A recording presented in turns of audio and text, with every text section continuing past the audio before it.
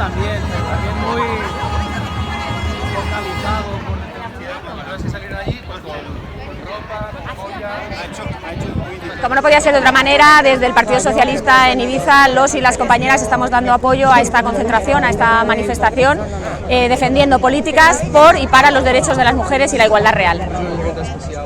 El mensaje es que tenemos que seguir reivindicando la lucha por el feminismo, la lucha por la igualdad real entre hombres y mujeres, igualdad en todos los aspectos, en el ámbito laboral, en el personal y sobre todo en el ámbito de la seguridad. Nadie podrá hablar en este país de una democracia plena ni de una igualdad real entre hombres y mujeres, mientras cientos de mujeres cada año mueran víctimas de la violencia machista. Hoy es un día extraordinario para unirnos todos por la libertad y por la igualdad y por una democracia real.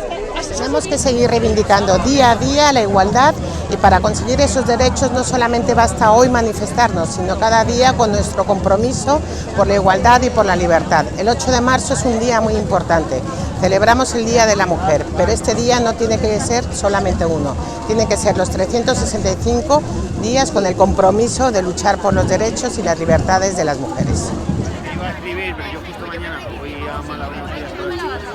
Muy bien, es que tú estás cumpliendo las normas de la organización. Yo con la asamblea de alcaldes en Baeza, bueno, ya pensé,